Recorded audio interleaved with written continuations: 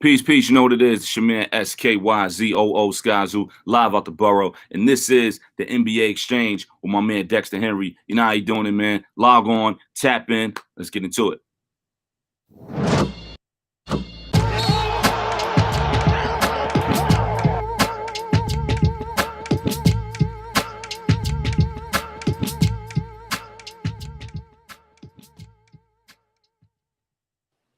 What's good, everybody? Happy Wednesday. Hopefully you are having a great one. It's been a while since we've seen you guys. Haven't talked to everybody since last Wednesday. Things have been really busy as we've been awaiting the start of the NBA Finals. We ended the Eastern Conference Finals, and boy, that was fun. 7 games, unless you're, a Miami Heat fan where you think you've been wronged and the media didn't want you in the finals and all those kinds of things. Like maybe that's the situation for you. But the finals are set. It is the Boston Celtics taking on the Golden State Warriors. And I'm pretty excited about this matchup. Pretty excited about it. We are a day away. It kicks off tomorrow. Game 1 will be Thursday night. So we are really excited about that. But it's Wednesday, guys. So you know what time it is. We're going to preview these NBA Finals. But we're going to do it with something that some of y'all don't understand out there. A little bit of nuance. Yes, let me just give you some ground rules for the show in case you forgot. There ain't going to be no yelling. There ain't going to be no crazy hot takes. We're not just going to say something ridiculous because of the sake. We're not going to talk about whether we think if Steph Curry wins, will he be a top 5 player all time, point guard all time? We ain't getting into that, man. Just letting y'all know, we're not getting into that. And you know whose mantra that is? You know who's about that with me?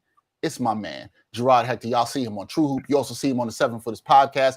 He joins me now. Jarod, I'm going to let you a free pass one time. If you got some hot takes, let him off right now. Let him off. Let us know what's up. You know we got no hot take clips in the chamber. We don't do that here. This is not this kind of show, man. We're here to give you guys some nuance. Again, no legacy talk. What does this mean for Steph? Oh, if the Warriors win, what does this mean for KD? Like, none of that. We don't talk about that here because that's not how basketball works. But that's how I know a lot of y'all like to consume your basketball. You want to go do that? You know how to find it. Go find them shows and then people to argue with and get mad with on Twitter. That's not what we're going to do here. Yeah, I'm about overexhausted of the pre-talk. Like, I have to stay away from it. There's certain podcasts I've really enjoyed you guys and your pre-finals talk. And I've been on a couple of shows this week to talk about previewing the finals. And I appreciate those platforms for having me, and I'm sure you're the same for you.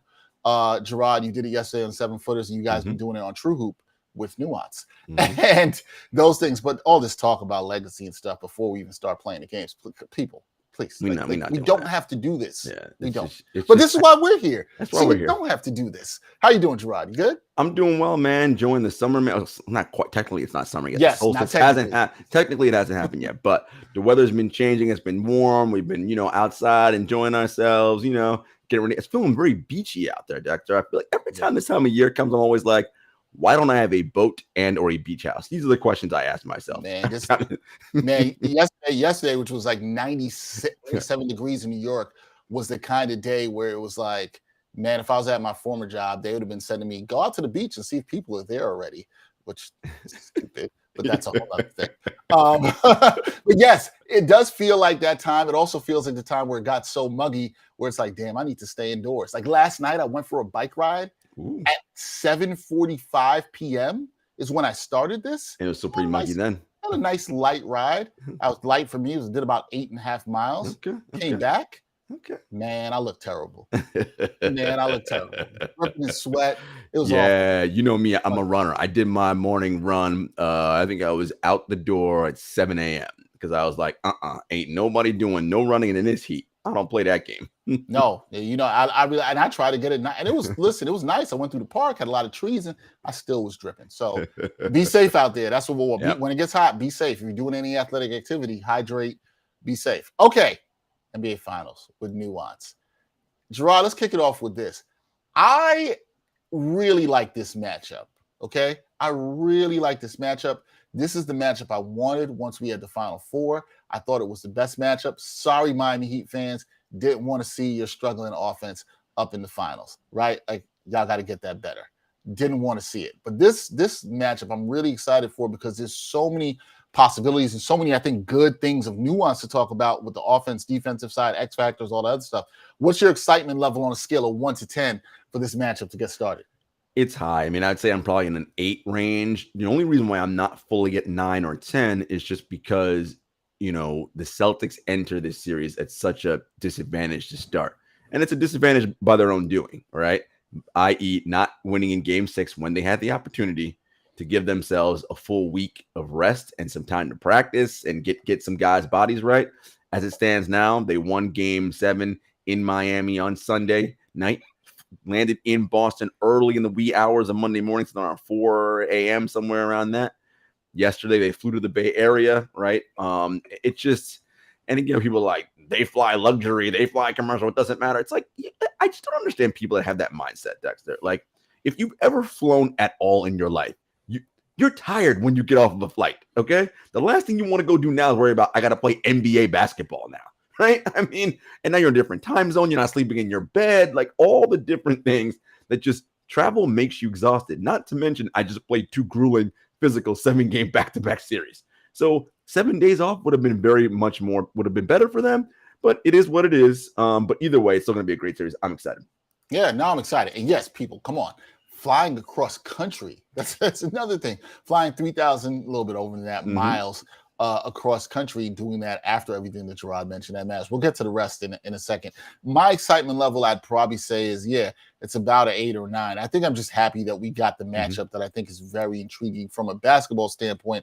I think now it's that, okay, let's see how that translates to the games, because we've had matchups before, if you've watched sports for a long time, that you would salivate over, and then comes the games and you're like, oh, this is not what I thought it was going to be. So we will see. This is why we play the games. But I think when you're looking at this, Jarod, and the two teams, it's hard to not look at the storyline and big narrative of what the Celtics have done this season. I was talking about this on a couple shows this week in terms of that. Look, this is a very impressive turnaround. And I think there's something to a thing that you and I have talked about, particularly in the last couple of weeks, around culture, right? And sticking the course and believing, and good organizations do that, and having a unified voice and all that stuff. The Celtics did that. They were, 11th in the East on January 6th, and they are in the NBA Finals. How impressed are you with the turnaround, and how much credit should we be giving to first-year head coach Ime Udoka? I'm thoroughly impressed, and Ime Udoka gets the lion's share of the credit. Of course, the players get credit too, because they have to buy in. Look, Dexter, this is largely the same team that Brad Stevens had. And this isn't about bashing Brad Stevens, the inventor of basketball. But what it is about is the way in which he was able to, he being Udoka, get Tatum and Brown, right? 2, by the way, lottery picks, high lottery picks. I believe they were both number 3 picks, or a 3 and a 4, something like that. To buy into, I know y'all think y'all these amazing apex predator wing ISO scores. Yeah, cool. But we ain't winning nothing unless you 2 commit on the defensive end of the ball, and you work to not just create shots for yourself, but create shots for everybody. And, this is a moment where Kawhi Leonard understood this with Greg Popovich, and he talked about this, where he said, when Kawhi finally understood that when we draw a play up, it isn't necessarily to get you the shot, it's to get us the shot, right? And this is something that Golden State's offense just creates. Yes, Steph and Clay get all the headlines, but it's not necessarily about them as much as it is. They do whatever is necessary to get the team the best shot. Whatever that is, that's what they're going towards. And Tatum and Brown have been better at that over the course of this year, and they bought into the defensive end of the floor. They are playing like 2-way apex predator wings, and they're going to need every bit of that if they're going to win this series. Yeah, absolutely. It's been really impressive to turn around. I think one of the things that I've been thinking about was the beginning of this season when, Marcus Smart called out the 2 stars and the young stars in the team, and Jason Tatum and Jaylen Brown, and said, look, they're going to have to learn to give up the ball more, share the ball more. And I thought that was so huge in terms of him being an extension, a voice of the coach. And that really set the culture there.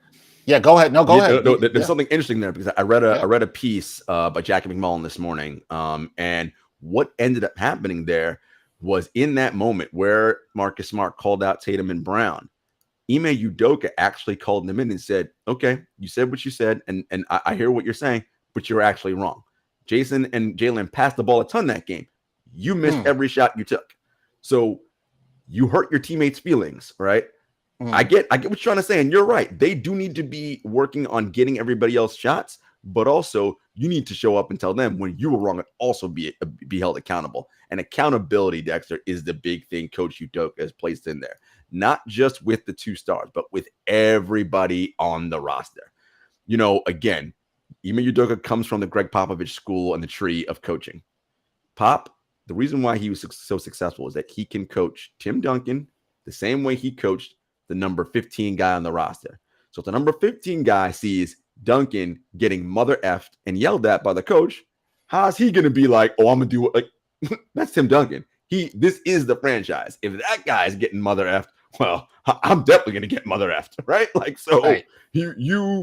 And there's a way in which once there's that accountability level across at every tier, that's what matters. And the players talk about that. There's no tier system here, no stars. Like, yes, we know Tatum and Brown are stars, but Ime talks to Jason the same way he talks to Marcus, same way he talks to Peyton Pritchard, same way. It don't matter. If you wrong, you wrong. Here's why you're wrong. Fix it. And he told Marcus Smart, fix it. You did this. You put it out there in the public. Fix it now. And that's when they had that internal meeting. I remember early on, we were all, and this is how this stuff works, guys, a little behind the curtain for you. When you're on the outside, and we're reporters, but we're not tapped into Boston as much as we are with some other teams. It's when these additional reporting stories come out later, you're like, oh, because from the outside looking in, it looks disastrous, right? You're like, damn, month 1, month 2 in the season, they're having player-only meetings already? What the hell is going on in Boston? It's disastrous. And it's like, Ime had a plan, the players, and when you're changing systems and cultures, and it don't work overnight. You don't come in on day 1 and say, okay, fixed. Everybody's held accountable now. Now we're all doing. No, I'm changing our system. I'm changing the way we talk to each other. I'm changing all these things. It takes a while to catch on. But Dex, when it caught on, holy hell. I mean, they finished the year, Dex, as the number 1 team in adjusted net rating. They pushed past Phoenix. Like, it offensively and defensively, they have been incredible since the calendar turned 2022. And, again, they present all the problems that Golden State really struggles with, and it'll be an interesting series, and I know we'll get into that more. Yeah, I'm glad you brought up that Jackie McMullen piece that I actually now want to read, because I think the biggest thing I take out of that is, we all looked at, Marcus Smart's told these guys, but the fact that Ime Udoka was able to say, no, you're wrong, and telling him to go correct it as a leader. But we also have to give Marcus Smart a lot of credit there, too, on that, because he did not have the ego to then do what was best for the team and then actually say as a leader he was wrong. And maybe the team, I'm sure that empowered us to look at that and say, hey, man, he swallowed his pride here, and he did what was best for the team, and he talked to these guys and said he was wrong. And, and they probably have even more respect for him. And it really shows that he's about the team. And so when you have that kind of buy-in from your quote-unquote heart and soul of the team, that stuff matters too. And so great job by Jackie McMullen in getting that. She's as plugged into Boston sports as anybody, but great job by her getting that and getting that nuance. And Jarod makes another good point, which is, come on, and I heard this from a lot of people around the Celtics last year, people I had talked to, I don't know if this is going to work. This is before Brad Stevens is gone. Maybe it's time to blow it up. I'm always curious in these moments, and I'm not saying killing any of those people. I'm just always curious in these moments when people are so quick to blow things up. When you do have a turnaround like this and it works, are we really talking about maybe we need to be more patient on these things overall? I think you hit the nail on the head there, Dexter. It's this warped microwave timeline we live in. I keep hearing recently now, it's like, Jason Tatum finally got over the hump and got to the finals. I'm like, y'all talking like you've been in the league 15 years. What you mean finally got over the hump? Like, how long has Tatum been in the league? 6 years? 6. He's 24 years old. I mean, what do we like? This idea? Finally. Like, what you mean finally? Like, I think the thing is people get caught in the fact that going back to this year, you now played in 4 conference finals, and I think that's what it is. This expectation of you have to do these things in a certain amount of time. I think you'd have seen those same things, Jarod. Had Luka not got out the first round this year, it would have been like, oh man, he's got over the hump in his third year or fourth year. Whatever, right. And it's been like, that's not really been his fault. If you've probably looked at the stuff, like the numbers show it. The man's performed well in the playoffs. What year was it that Michael Jordan won his first championship? What year was he in? 1991. So that would have been his 7th year. I mean, this idea that like you just come to the league and you just win right away. Listen, man, LeBron and these dudes got y'all all fooled thinking that winning titles is easy and everyone does it. I say it all the time. The vast majority of players will not play in conference finals, much less in NBA finals. The great Chris Paul, Hall of Famer, one of the greatest point guards of all time. 2 conference finals in his life. 1 NBA finals. 1 NBA finals. Y'all people think this is just like, oh, everybody gets here. No, you don't. It's hard. It's hard. And it's hard to win even when you do get there, and there's no guarantees you'll be back. Okay, as impressive as we are with the Celtics, and I agree, and I think that's great talk on them. I'm also impressed with the Warriors getting back. Now, we touched on some of this last week, and we were sort of waxing poetic about the Warriors before they even got there. We said it was inevitable. We knew that it was going to happen, and it did. One of the things that struck me, Jarod, was after they won and they're getting the Western Conference trophy and all that other stuff, you got this real sense from the team that they were happy for this, but they're really appreciative of the moment in living in the now and being back there. And I think to me, that's a factor in the series. Their appreciation for it. There was a sense I got from a guy, especially like Klay Thompson, even Steph Curry and Draymond. They understand where they are in their careers. They understand the work that's gone in and the chance they have as their young players develop, as we talked about last week, to have some continuity with this. Them being back in the finals, I don't think this should be understated. I don't think this should be undervalued here. You know, I think we look at it, we talked about the dynastic run last week. How impressed are you with them and just getting back here? It's phenomenal, Dexter. They have been on the top of the mountain and the bottom, right? So their 6th finals appearance in the last 8 years, the first team since the Jordan Bulls to do so. They know what it's like to experience both ends of this, right? When they're on top, 5 straight finals winning. It seemed like in 2019 when KD ruptured his Achilles and Klay Thompson tore his ACL, it seemed like the dynasty died that night in Toronto. The next year, we know in the offseason, KD goes to Brooklyn. Klay is not coming back. Steph breaks his hand. We're like, man, the Warriors were the worst team in the NBA that season.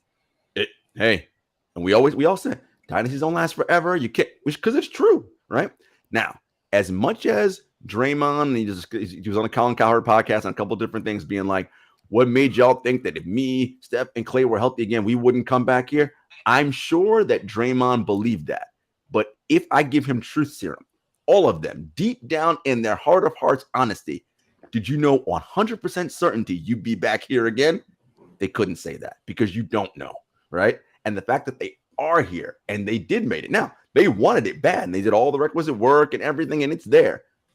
But the fact that they are here is, to your point, Dexter, about yes, they recognize that and they're like, oh man, this is it. Not that you never take anything for granted, but they really don't take it for granted now because life is in the NBA is short, man.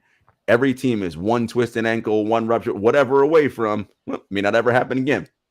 So they see it as an opportunity to, win. And once you've tasted that victory, you want to do it more and more, right? It's like a drug. And they all talk about that. Yeah. And I think they have a great presence of mind for this moment and this opportunity and trying to bring it home. Now, we could talk about, they were able to close things out. They could have probably closed it out in 4. They did not. They were able to close it out in 5. That is the Warriors. We talked about the missed opportunity for the Celtics not to do this. And you and I talked about this on SNY and the New York Post last weekend about that, the fact they didn't do that. And I think it matters. This 3 days we're talking about. You brought that up. 3 days. That is huge in terms of this. The thing that I've been thinking about, and for people who listen to the show, watch the show, even in terms of betting, game ones are always unpredictable. And game ones, I think, even more unpredictable when you've got a team that's had a lot of rest and a team that has not. And that can go either way. The other team could be rusty. The other team could be exhausted. Who knows? But I think game one is one where if you're going to see a blowout in this series, it might be primed for this game. So how much of a factor do you think rest will be in terms of game one? And what are you looking from both the Warriors and the Celtics to show you whether there's attrition or too much rest on either side? Yeah, I think game one is the key for the Celtics in the sense of how much is that wear and tear that Miami series going to show on them in that particular game, right? Do the Warriors jump out to an early lead and it's like Boston just they're not quite as crisp and fast with their rotations. Now, that could be mostly rest and not having enough rest and being fatigued, but could also be hey, man, we are not used to seeing this type of off-ball cutting and moving. Miami does some, but not to the extent the Warriors do it, right? And we're just a half beat slow. So this could be sort of that feel-out game. Game ones are always feel-out games on both sides, right? What I think for the Celtics, though, is their defense will get better as the series goes on. While the Warriors can make more shots, I don't know if their offense changes so much, right? In that it is what it is and they do what they do, right? It's more about, can the Celtics keep connection to them, right? And not let things get too far out in front. But I'm looking to see how the Celtics respond to, again, a three-day turnaround, right? So you finish the game Sunday night, you're playing Thursday. So Monday, Tuesday, Wednesday, technically 4 days, but we talked about the fact that you had to fly across country after coming back from Miami, right? It's a lot of compressed time. So I'll be watching that in this game one, especially to see what the Celtics look like defensively in their rotations. And is it something where it's like, okay, they know what's happening now. Plus, in this series, Dexter, and this is something that should be noted, they're spread out, right? Game one is Thursday. Game two is not till Sunday, right? So it isn't that every other night thing. You're actually getting 48 hours, right? You're getting 2 days off in between. So you can get a day of recovery on Friday. Saturday, you can go through a walkthrough and be a light practice, nothing crazy. Sunday, if you're shooting around, you play the game, right? So I think those 2 days in between will be beneficial for Boston. Yeah, I definitely think so. Now, you brought up the Celtics defense is something that you will be looking at in game one and how they react. Now, I think something you and I would agree upon is that the Celtics defense, as good as it is, as switch everything as it has been, they have not played against an offense with this much constant movement as you see from the Golden State Warriors. And this, to me, right here, the offensive flow of the Golden State Warriors, the dynamicness of it, against the Celtics defense, which the switchability of it is so interesting to me. It's the thing I am most excited for about in this series. So can the C's, do you think their defense can stop the Dubs offense? Because there's also the counter argument to make that the Warriors offense has not seen a defense as good as the Celtics in these playoffs. Correct. The team that gave the Warriors the most trouble in this postseason were the Memphis Grizzlies. And that's because of their long athleticism and rim protection, right? And their wing capabilities. Well, Boston's a much better version of that, right? Now, Robert Williams is not 100% healthy, so he may not be what Jaren Jackson Jr. is, but let me rephrase that. When healthy, Robert Williams III is every bit the shot blocker that Jaren Jackson Jr. is. He just isn't, and so that could be a problem, right? But that ability and that length and athleticism and rim protection have always given the Warriors trouble. And that shuts off a lot of their off-ball movement. The smallest guy you have to attack on this team is Marcus Smart. I mean, technically it's Peyton Pritchard, but the Boston does a really good job of hiding him. And Marcus Smart's Defensive Player of the Year. So, and the Warriors don't do this anyway. Isolating Marcus Smart is not a recipe for success, and they're not going to do that, right? But Marcus and Derek White and Grant Williams and these guys, their ability to sniff out off-ball actions and what to do when guys are cutting off the ball, how to communicate is going to be key. Al Horford, Daniel Tice, Robert Williams protecting the paint. That is also key. You mentioned switchability. The Celtics do switch, but they don't have to switch everything, right? And that's the versatility. Yes, switching is cool, and you can do it. What I like about their defense is like, sure, we can switch if we want to, but if we don't want to, we don't have to switch, right? And Marcus Smart is one of the most adept guards at fighting over the top of screens. And he's not only good at fighting over the top of the screens, he's also good at, you're not going to let me fight over the top of the screen? I'm going to run right through you, and they're going to call it a moving screen on you because I'm going to fall to the ground, right? And if he gets Draymond or even Wiggins or any of these guys in the early foul trouble, that could be something to watch in this series, right? You pick up 2 quick fouls in that first quarter on a moving screen, that takes away, right, some of your viability now as an offense. So this is going to be an interesting chess match here going back and forth. I just love the Celtics defensive versatility and how good they've been all season. I mean, Al Horford, fountain of youth, this guy, man. What's he like? 36 years old, playing like he's 20-something. Yeah, he got out of OKC and he's like, I'm happy to play again. Let's go. No, and you mentioned this is the right word here, the versatility of the Celtics defense. And I think just want to make a note that we saw a lot of that at the end of the Miami series. If you're paying attention, what Jarod just said was happening. You saw a lot of switchability through the first 5 games from them. But then in game 6 and 7, there was a lot of fighting over those screens, particularly from Marcus Smart, who was guarding Jimmy Butler sometimes. giving him room. Now, Jimmy was hitting the jumper, but guys were staying home on the other guys, and they weren't hitting those shots. So they have the optionality to do that, and I think it's because they have somebody as great as Marcus Smart, as you said, who can fight through those screens, and it sets the tone. You saw the other guys doing it too. Jason Tatum, Jaylen Brown, they're doing it as well too. So something to keep an eye on, guys. Now, the other thing that Jarod mentioned there is size, which is something that the Celtics possess here that the Warriors do not have. We know the only quote-unquote big that we're going to see from the Warriors and they trust to play in the series is Kevon Looney, who's been fantastic the last 2 rounds. But I do wonder how the Celtics are going to play. Are they going to stick with their traditional lineup where you've got Williams at the 5, you got Horford at the 4? Does that work when they're playing against the Warriors who can play smaller and with a lot of movement? Do you think the Warriors are going to have problems with the size of the Celtics players? I do, Dexter, because here's the thing. When the Warriors go small, the advantage for them is they pull your big out into space and your big has to defend in space. We already talked about it. Al Horford, for whatever reason, that dude is defending in space. I'm like, how is he guarding these smaller dudes in space? He's figured something out, right? Coach Thorpe talked to me about this. Is like he understands angles and defense. And again, that's just years of repetition, and he has that memory bank to go to. So yeah, he knows in a straight up foot race, obviously Jordan Poole's going to beat me because he's faster than me. But I know if I cut this angle off, it's going to make it much tougher for him to get to where he wants to go, right? These are the little nuances and subtle things that Al Horford has in his game. And again, if they're getting anything remotely good out of Robert Williams, that's a problem. Grant Williams, we haven't even mentioned yet. I mean, he is a younger, better version of PJ Tucker, right? Like he can, and he's probably, I say better because not only can he shoot the 3 better, a little more dynamic off the bounce, can do some more creation stuff inside, and he's every bit the stout defender and can move those feet, right? And he's built the same way, like a fire hydrant. Like it's just, you ain't moving him, right? This is a solid dude. And so, and he's happy to chase around dudes and do different things like that. So I just think all of those things, again, the versatility and the length. Kevin Durant talked about this after the sweep. The Celtics swept Brooklyn. The Celtics are the best defense, right?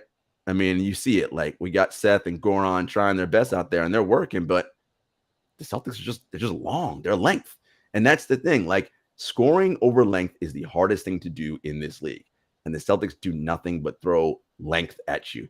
Horford, Williams, Tice, Tatum, Brown, Smart. It's just arms and legs everywhere. This is going to be very different than what Golden State faced against Dallas, right? Like, I mean, God bless Luka, but he's no anybody's idea of a defensive stopper, right? Right. And as good as Dorian Finney-Smith and Reggie Bullock are, cool, that ain't the defensive string unit that those guys I mentioned are.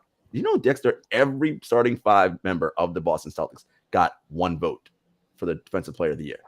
That tells me something. Like, I just, Yeah, no, they're great defensively, and that's going to be the chess match here between Steve Kerr and Ime Udoka is who can you play on the floor in certain situations? Does the size matter? Does the speed matter? It's very fascinating. This is one of the more fascinating, I think, in a while, like in terms of tactical play that I think we can see here in NBA Finals that I could think about in a while that I'm very intrigued by. Okay. So you know what the talk is going to be. This is something you might hear on some of these hot take shows. So this is like a hot take light question, but I don't think it really is. It's more into the deep analysis of it. When it comes to a series, everybody's like, oh, who's the X factor? And I do think the X factors matter a ton here in this series, right? It just depends, I think, on who and what you think those are. So what do you think are the X factors, or who are the X factors for each of these teams in the series? I think there could be a couple X factors on each team, to be honest with you, Dexter. One person I'm watching in particular on the Boston side is Derek White. I know what he does defensively, and he's an excellent on-ball defender. Again, another one who fights over the top of screens, comes from that San Antonio school, right, where he was schooled in the quote-unquote dark arts of defense, right, by Greg Popovich. Like, he understands and that's why Ime Udoka wanted him here. Can he knock down shots? Because he's going to get open looks. Can you convert open looks? That's going to be something I'm watching, because if he's doing that, again, remember we talked about last series how the problem for why I picked Boston over Miami was they should have more ways. If they're doing that thing where everybody's a live ball option on Boston, then they can't key in on double team and Tatum and Brown. It's like, all right, he's going to hit these open shots. Grant Williams is another guy. I talked about he can do defensively. We saw what he did in game 7 against Milwaukee.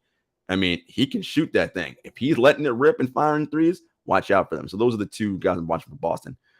For Golden State, it's no surprise, Andrew Wiggins. Is he the guy who is going to consistently play top-notch defense? You're not going to stop Tatum and Brown, but make them efficient. And then on offense, is he going to be consistent, knock down his threes? And then Jordan Poole, he's going to be a target of the defense, right? Because of what his limitations defensively. Is he going to make them pay offensively by being a 50% three-point shooter, 90-something percent from the line, and all that kind of thing, right? Those are the guys that I'm watching, because Steph and Clay and Tatum and Brown and they're going to do, and Al, they're going to do their things, right? Those are the other guys that I'm watching. Which one of your, as Shaq and Chuck like say, the others, which one of your others are going to do things? Oh, you're on mute. Sorry, I forgot to unmute myself there. For me, Derek White was one of the ones that I thought about really well. And you've seen when he's gotten good shooting, he shot the ball well for the Celtics in game 6, and he didn't win that one. And it feels like when they get that, those are games you can't waste. It feels like that one. I think the other guys, for me, I'll give my X factors real quick. Robert Williams. Now, he has not looked great at the end of the last series. He really has not at all. But we know the impact, and Jarod talked about this earlier, about what he can do defensively, and he compared him a little bit to Jaren Jackson Jr. I know that's not exactly what you were doing, but you can say the impact of the shot blocking, the rebounding, the actual ability to what Jarod is talking about, making your bigs guard in space, especially in a team that moves around, that does not use a lot of 1-5 or 1-4 pick and roll in the Warriors there. That's really interesting to me. So I think if he's a menace in that way, causing havoc, even closing out on shooters, something we've seen him do really well. We saw him race out from the paint to block a 3-point shot. Yes, we've seen that. And if we see that again, that's a problem. It's a problem, particularly against a team like Golden State that looks for the spacing and to get those kind of shots. So that's one for me on the Boston side. You mentioned Clay, Jarod, and in saying that, he's not a guy you worry about in terms of that. But you're a little worried, and I know why. I know why you're worried for sure. I don't know if I'm worried necessarily as much as I think he's an X factor. I think the consistency level, because what we have seen from him in these playoffs is we've seen these moments of really great highs, like we saw in game 5 against Dallas. And I don't want to say lows, but sometimes it's just like average, or he's just not what he used to be at old Clay. Here's what I think. If he's around, and you tell me what you think to this, if he's a guy who's around consistently through this final series, around a 20-point per game scorer, and I'm seeing it on a consistent level, and maybe we get 1 or 2 peaks where he gives you 26, 27, I think that bodes very well for the Warriors. If he's shooting at a great percentage and is giving you about 20 points every night, that's fine. But here's where I think it joins with something else you mentioned up as an X factor. It joins with Jordan Poole, because you're also right. If Jordan Poole is giving you the kind of production where he's putting pressure on the defenses, he's attacking the rim, he's hitting his free throws, like you said, then I think that takes a little bit of the pressure off of Clay to maybe be that X factor there. So what do you think about Clay being an X factor in this series? Or are you kind of saying it doesn't really matter as much if you get stuff from Poole? No. I hear exactly what you're saying. And, Clay, you're right. He's shown us glimpses, right? We saw game 6 Clay. We saw a couple of moments where he looked like his old self.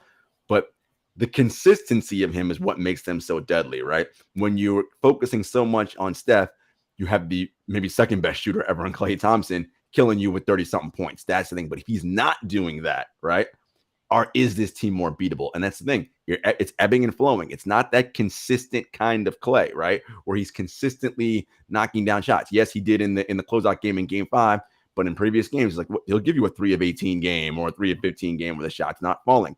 In those games, if you're the Celtics, you must win those games, right? Yes. Any game where he's not doing that, that's a win for you. You lose those games, you're already behind the 8 ball, and it ultimately becomes a math problem for you, right? Game 1 winner. Okay, now that means the Celtics have to win 4 of the next 6, right? Including X amount on the road and go. It's just even though it's a series, it's like each game holds such vital importance, right? And for Boston, it's going to be so key that they come out of Golden State, in my opinion, with a 1-1 split. Because going back to Boston down 0-2, to me, does not bode well for their chances. I agree. I definitely agree. So that's something we got to watch for. But I think we all gave really good X factors here. Okay, so we're going to do keys here. Golden State, if you're them, what are the keys to you winning the 2022 NBA Finals?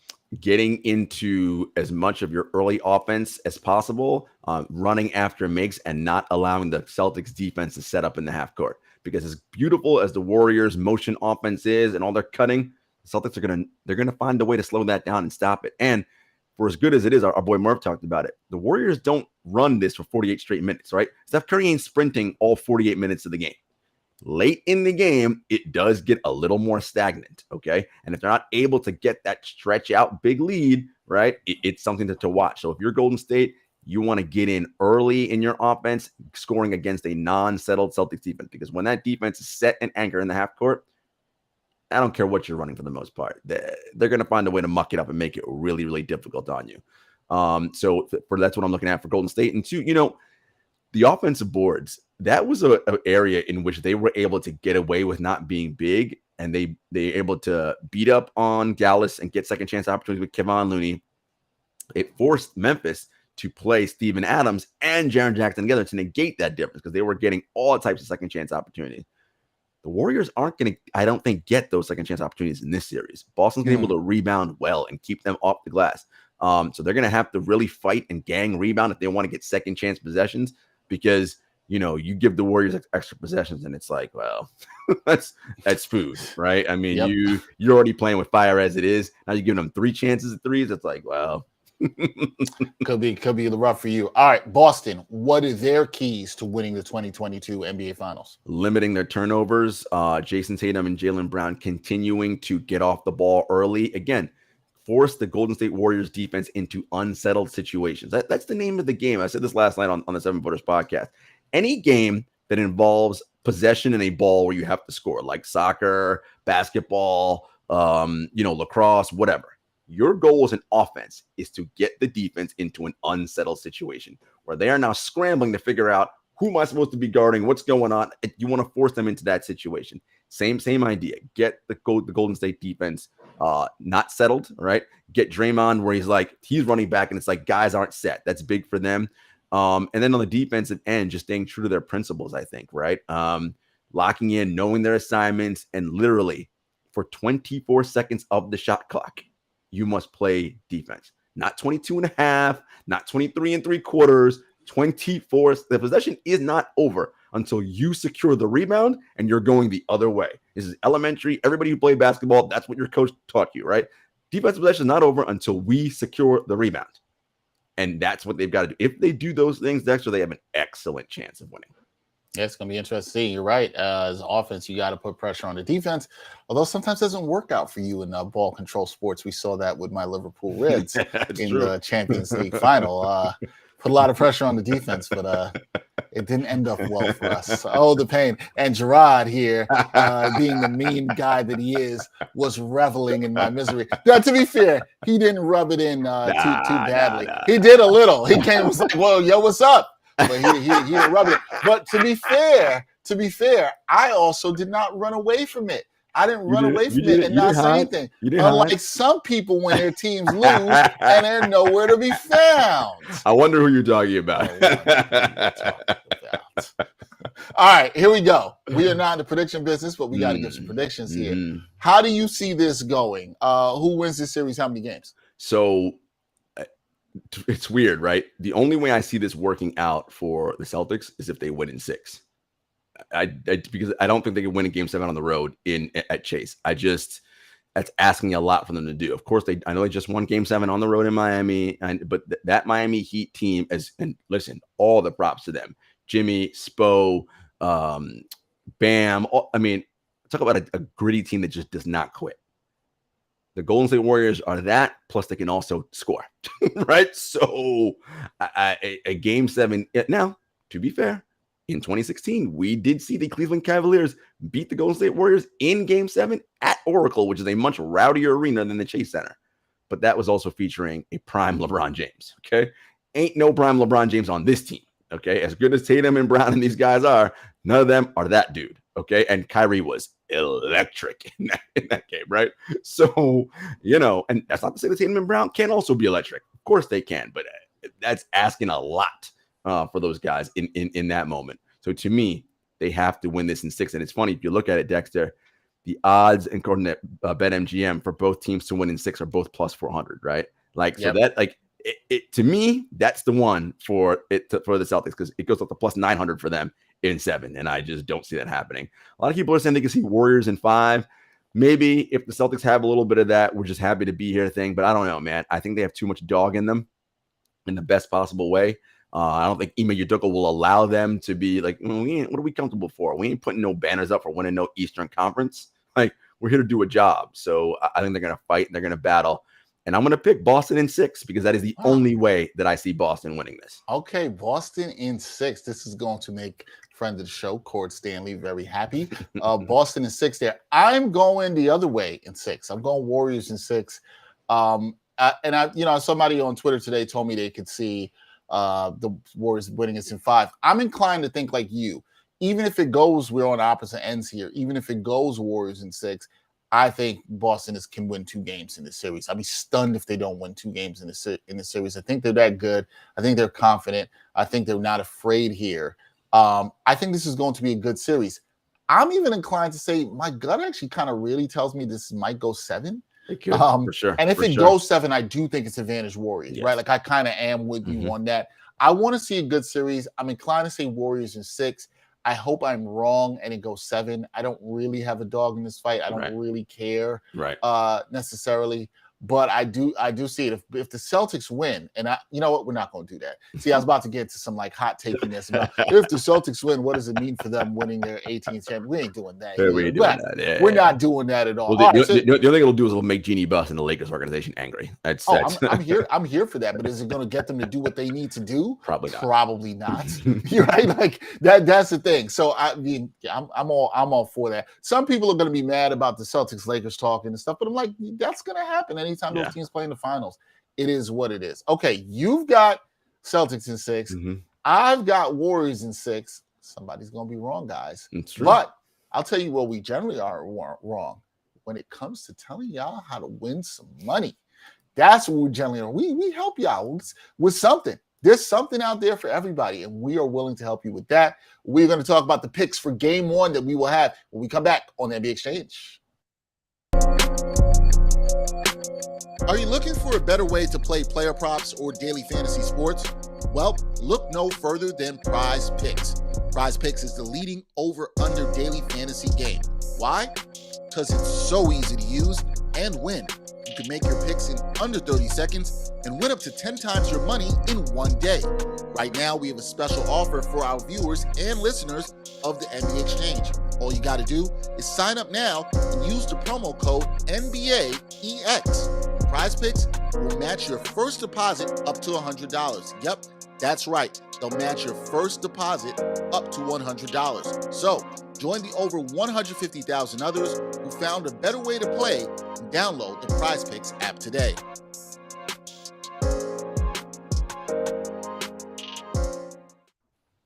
All right, guys, Prize Picks, definitely check that out. Be sure to do that. But game 1, Thursday night, 9 p.m. Games are going to start. If you're interested in betting the series, that's interesting. There's a lot of value in the Celtics there. They're around plus a 2 something. I've seen it fluctuate there, so you can get some value. If you think the Celtics are going to win like Jarod does, no matter what the amount of games, you can get some decent value there. The Warriors are the prohibitive favorites here in the series, so not a lot of value for them. They're about minus 155, minus 160 for the series. But game 1 should be interesting. Celtics, if you are a believer and you think they can steal one here on the road, money line plus 136 for you. The Warriors, line for them as the favorites, and the spread minus 3.5. Jarod, what do you think about this stuff? How are you going here? I think this is always a tough game to bet on certain things, including the over-under, which is at 212. How are you betting this game 1? Game one is a feel-out game for both sides. I also find it interesting that the spread is only at -3.5, with all the rest advantages that the Warriors have, and they are the public team, which should force the line to be even higher because most of the money's coming in on the Golden State Warriors. I'm surprised we're only at 3.5. That's telling me that Vegas is like, look, we think the Celtics are going to keep this close in game one, and I'm inclined to believe it. Now, I'm not all the way 100 to give you to take the Celtics money line, but I'm going to take the points of the Celtics here. Look, it wouldn't shock me if this is a close game and they end up losing by 1 or 2, or if they outright steal this game 1. There may be a way in which they're coming off. You said, we talked about the rest, but maybe their adrenaline is still fired up after that Game 7 win on Sunday. They come in on Thursday night and they just, again, that rust factor with the Warriors. They've been off for 7 days, not as crisp, not as sharp, not as locked in the playoff mode as the Celtics have been because they just wrapped their series. Maybe it plays the other way into an advantage, and that's the game they steal. But that line at 3.5, it seems too easy to take the Warriors there. So I'm going to go the other way. I'm going to take the points and take the Celtics in that one. Over under, let's stay away for now, just because, again, as I mentioned, I want to see what the Celtics are doing defensively. I think they're going to get better. They're elite. I'm not saying they're bad now, but I think they're going to tweak some things and tighten up some things as the series goes on, and that vice grip will grow. Remember that 2016 series, we saw some scores where they didn't reach triple digits, right? And I think that could happen in this series. But I think in this early game, I think both teams will likely get over 100 points. Look for player props on Draymond Green, 5+ assists. Look for, now, if you're believing the Warriors are going to win, anytime Steph Curry gets 4 or more threes, that's usually a good sign. So look for that if you're thinking the Warriors win there. On the Celtics side, Tatum and Brown, 20+ each, always is a good bet. Look for Marcus Smart, 2+ made threes. If that happens, he's going to get a lot of boos in that arena as well because you remember that March game where Steph got injured, where Steve Kerr was like, that's a dangerous play. I want to be clear about this. The Celtics aren't going to fall for any of that code stuff that the Grizzlies did in their series. Marcus Smart he's a hustle, play hard guy, not a dirty guy. He just grinds and plays hard. And Draymond does the same thing. Sometimes when guys like that dive on the ground, if you're around them, you might get hit and you might get hurt, right? But no one is diving, trying to go out and take guys out. That's those guys' superpower, right? Like, they aren't the most highly skilled, Steph Curry types. So that's how they make their living in the NBA, just as an aside. So you look for that on Smart. And, the other thing I'm watching through in this game, Dexter, is Jaylen Brown. Is he economical with his dribble and not like being careless? Because that handle ain't so tight. And if Gary Payton II gets into this game somehow, that's food. He's going to take his cookies every time. So, it's little things I'm watching there. Yeah, I like that. Watch Gary Payton if he gets in on some steals, props there too. That might be something to keep an eye on. I forgot. He's somebody we should probably be talking about in terms of an X factor in the series that could be even in limited minutes. I'm with you. These game ones, particularly in the finals, particularly with the rest disparity, I think are absolutely tough in terms of picking. So I don't know. Here's where I'm with Jarod on completely. I absolutely want no parts of the over-under. Can't call it. Don't know how it's going to play.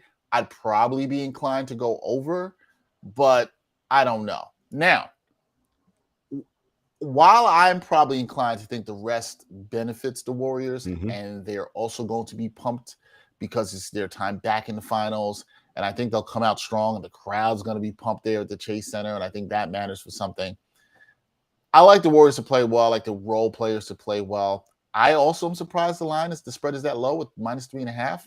Now, I just said earlier in the show, I think this is the kind of game where it's prime for you to possibly see a blowout. So if you do believe in that, and you're like, the line is low, this could get out of hand, it's real easy, I don't want to have to sweat as much down the stretch, it's something I don't have to worry about, might want to get in now while it's -3.5. It wouldn't shock me if this line moved up a point tomorrow. Wouldn't shock me at all whatsoever. But that +136, a little bit over even money, is enticing if you think the Celtics are like what Jarod said, in playoff mode. They've been continuously playing. The fatigue hasn't bothered them. It's not that. Betting-wise, I'm going to go with the Warriors here. I think they cover this spread. If it's tight, I think it's good. This is kind of in that tight area where it's, usually when it's under 3 points or 3 or under, I let's say take the money line here. It's kind of closer to 4, and I do probably expect it to jump. But if you really think this could be a blowout, which I could see this. Maybe if it's not a blowout, I could see this being a 10 to 12-point victory for the Warriors in game one. They figure things out down the stretch. I say take this money line here. It's a pretty safe bet. Now, in terms of props, I think something to definitely look at, and one of the props I've been kind of cashing on was Robert Williams over 7.5 rebounds or so. But I'm telling people to stay away from this in this series, or at least see how things play out in game one, because of what Jarod said earlier in the show. If you look at the way that the Warriors play, right, and they do not do a lot of 1-4 pick and rolls, and they make the bigs on the opposition come out and guard in space, that's going to limit a lot of the rebounding opportunities for Robert Williams. And you'll probably see it more for somebody like Al Horford. So stay away from that. I say trust it, bet on the Warriors role players here at home. Look at Jordan Poole over 2.5 threes here in this game to provide a spark. Look, as I mentioned, Gary Payton with steals. See what you can get for him with that. I love Draymond with the assist here, 5.5, 6.5 assists. I say bang that over. I think you're going to see a lot of facilitating from Draymond, a lot of him looking for his guys, trying to get them ready. Look at that too. And also I say watch out for Clay. Clay's a little rested here. Anything with him over 2.5 threes is good. And I'm going to give you guys one more prop that's been paying out pretty well for me throughout these playoffs. Klay Thompson over 3.5 assists. Yeah, people do not think about Klay Thompson with the ball in his hand, but if you like this Warriors offense, he's another guy that can get over 2.5. Sometimes it's been a 2.5 assists I've seen. You get the over on that. Klay's getting you 4 assists a game. He's constantly moving, constantly looking for other guys. Also, don't sleep on Jordan Poole in that. Anything you get with him over 2.5 assists. Some of those guys find assists in their sleep. They'll get you a couple, and those are very low variance, and you can get those. So look at some of those props. I think that's good. I think it'll be a fantastic game, though. It wouldn't surprise me if the Warriors pulled away late, which is why I like that line. But, yeah, stay away from that over-under. Yeah. Too much unknown. You don't know how these teams are feeling each other out. You don't know how that's going to play. But we'll see, and hopefully you win some money. Yeah, it should be a good game. I'm just excited to see how these teams come out, like who punches who in the mouth first, how they respond, and all that. Yeah. I think we will see. But NBA Finals are here. We got through a whole show. We did not give you any hot takes. None of that happened. The only heat we were dealing with is the heat outside yesterday. That's about it. This should be a really exciting series. At some point next week, Jarod and I will probably be in the middle of this series breaking this down. But we'll be talking to other people around this series involved in covering the teams on both sides in the next week or so. I can't believe it, Jarod. We are at the end of the NBA season. It's crazy. It's a marathon and a sprint, which we always say, and it's so it's like, man, we actually got here, and this is it, right? Like this is the next 2 weeks of Champions Crown. We'll have the draft, Summer League, and then it's giving me, little time for R&R before we're back at it in October for and end of September for training camp, and then back at it when the season starts in October. Unbelievable. Can't believe it at all. It has been out. You know what else I can't believe that snuck up on me? And it'll be today. We're recording this on June 1st, but tomorrow, June 2nd, is 20 years since what I consider the best show on television dropped at The Wire. 20 years makes me feel old. Yeah, well, yeah, that's a whole nother story. We'll leave that. We'll leave that. Let's just say we can't be doing back-to-backs like we used to. I can't do it. We'll just say that. That is Jarod Hector. Please check out his work. 7 Footage Podcast. Y'all know what that is. Part of the Props Network family as well. Please check that out with our homegirl, Jenna Lemoncelli. Also, check out Jarod on True Hoop. Bring it in this Friday, 11 a.m. Check it out. Henry Abbott, Coach Thorpe. Coach Thorpe is going to have a lot of good analysis about game one. I'm probably doing a video with him after game one. He's going to have a lot of good of those nuances, inside details. And if you know anything, and I encourage everybody to go on the True Hoop Twitter handle and check this out. Coach Thorpe recently talked about how the Warriors may have to look at defending Jason Tatum and why Jason Tatum's game has evolved into becoming more of a playmaker. I encourage everybody to check that out because I think that in itself is a very big X factor in the series. So check that out.